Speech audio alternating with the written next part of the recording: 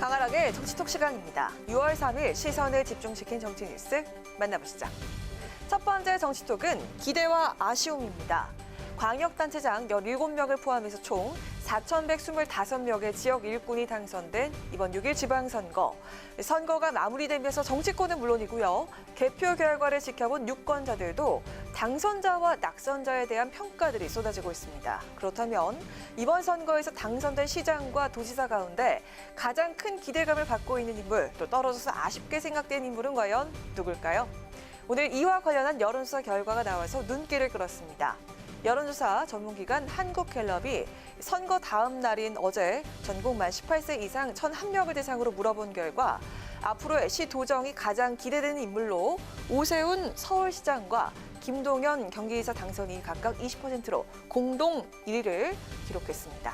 오세훈 당선인은 사상 첫 4선 서울시장에 성공을 했고 김동연 당선인은 막판 대역전승을 이뤄내면서 가장 큰 기대를 받고 있는 모습입니다. 뒤이어 여의도를 떠나서 대구로 내려간 홍준표 대구시장 당선인과 재선에 성공한 박형준 부산시장 당선인도 기대되는 인물로 꼽혔습니다. 반대로 낙선한 시도지사 후보 중에 가장 아쉽다고 생각되는 인물로는 0.25%포인트 차로 김동연 후보에게 아깝게 패한 김은혜 경기지사 후보가 22%로 가장 많이 응답을 했습니다. 이어서 민주당 소속인 송영길 서울시장 후보와 이광재 강원지사 후보, 박남춘 인천시장 후보 등이 이렇게 뒤를 이었습니다. 한편 광역단체장에게 투표할 때 무엇을 고려해서 선택했는지 그 기준을 물어본 내용도 있었습니다. 정당이 32%로 가장 높게 나왔고요. 이어서 공약, 인물, 경력, 지역 연고 순으로 나타났습니다.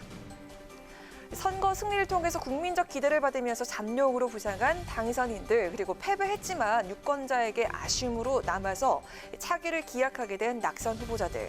선거는 끝났지만 그 기대와 아쉬움이 국민을 위한 새로운 도전에 나설 원동력이 되길 바라겠습니다.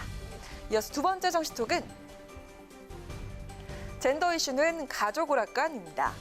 지난 대선에서 성별, 특히 2030 세대에서 남녀 간의 투표 성향의 차이가 아주 뚜렷하게 나타났었죠.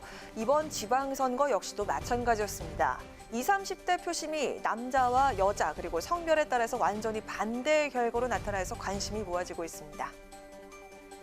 지상파 방송 3사의 공동 출구조사에서 나타난 성별, 연령별 표심을 보면요. 20대 남성의 65%가 국민의힘 후보를 선택한 반면에 66%가 넘는 20대 여성은 민주당 후보에게 투표한 것으로 나타났습니다.